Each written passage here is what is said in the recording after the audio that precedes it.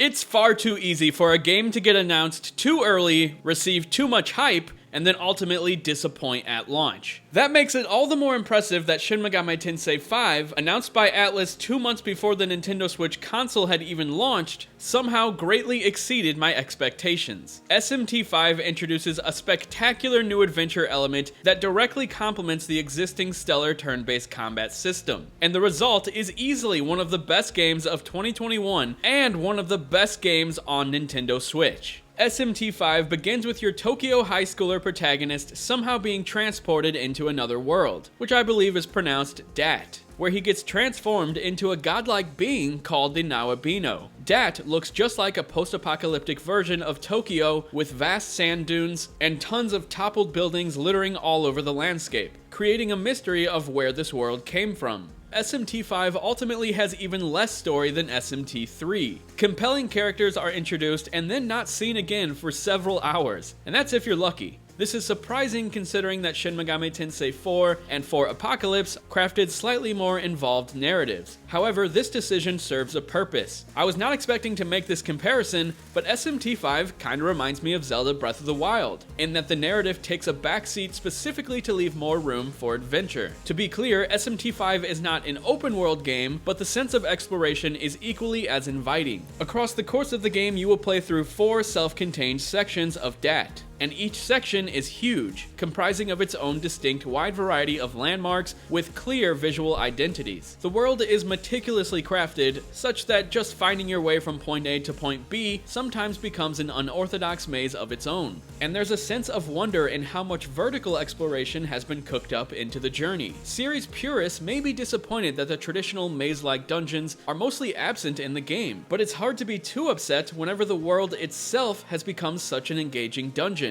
And more importantly, the new adventure elements of SMT5 perfectly complement the existing hardcore RPG combat system. The world of Dat is packed with things to find that directly enhance your ability to fight. For starters, there are regular items to find and assorted side quests to take up. Side quests often involve going somewhere to engage a mini-boss fight, which is fun and sometimes unlocks new demons to fuse in your party. There are also 200 hidden Mimin to find. They're these cute little red guys who are scattered across the 4 Dat maps, and they give you currency called Glory. It's also important to mention that Glory can also be found as its own specifically marked treasure. Glory lets you purchase Miracles, which are power-ups with a wide variety of important functions, such as expanding how many demons you can have in your party or enhancing your effectiveness at using certain types of skills. On top of that, you can also find demon essences and treasures or by receiving them directly from demons. An essence is a copy of all the skills and also resistances and weaknesses of a given demon, and you can have 1 essence per each type of demon at a time. You can also use an essence to teach Nawabino or one of your demons a powerful new skill. Or for Nawabino specifically, you can use an essence to give him the demon's resistance and weaknesses, such as immunity to fire and weakness to ice. SMT5 presents a huge amount of strategy regarding which skills, resistances, and weaknesses you maintain in your party. Crafting a well-balanced party with versatile skills is critical.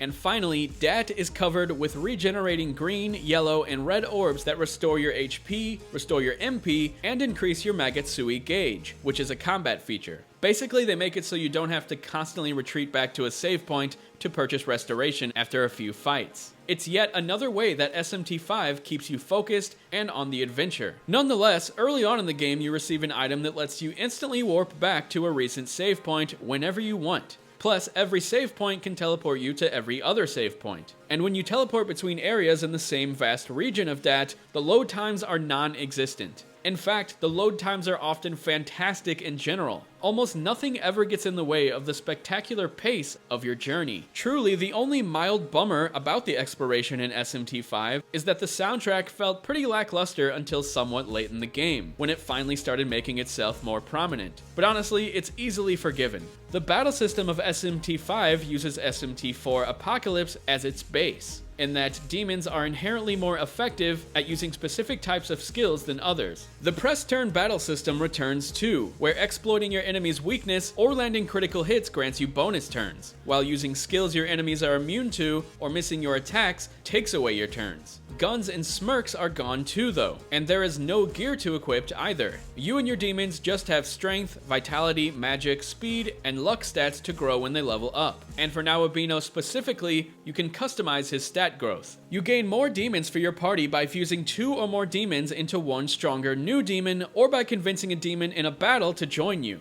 SMT5 provides multiple different ways of sorting what types of new demons are available to fuse, which is extremely helpful because the process can become pretty complex. In fact, the game has some complex systems in general, but the UI does an excellent job of providing intuitive ways to absorb the vast amounts of data. The major new combat mechanic in SMT5 is the Magatsui gauge, and I hope I'm pronouncing that right, which when filled up, lets you use a special super ability. The first and easily the most useful ability is the one that guarantees all of your attacks for a round will be critical hits, though it doesn't guarantee perfect accuracy, and all the enemies can also use this same Magatsui ability. As such, basically all boss battles, and the occasional tense normal battle, revolve around exploiting Magatsui skills, while also preparing to mitigate the danger when bosses use the same strategy on you. In classic SMT fashion, the result is a lot of nerve-wracking, challenging boss battles. For at least the first half of the game, it feels like each story boss makes the boss that preceded it feel easy by comparison.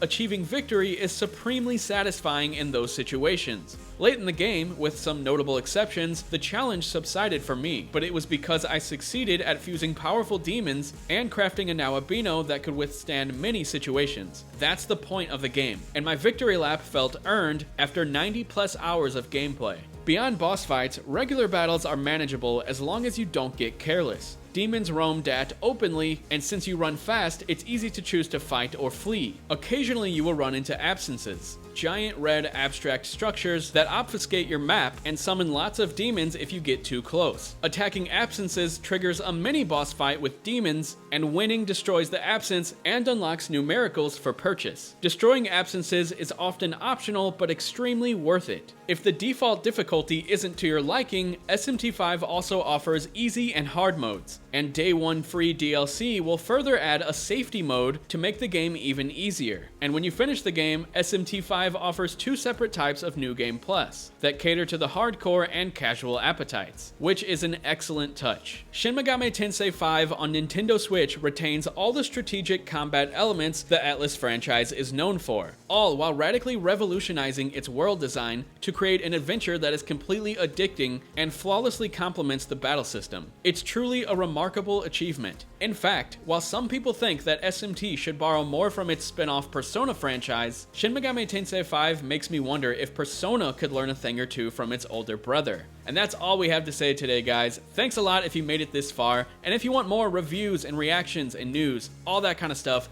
be sure to hit that subscribe button. It would really mean a lot. And if you enjoyed this video, hit that thumbs up. If you didn't, hit that thumbs down, and we'll talk to you guys later. See ya.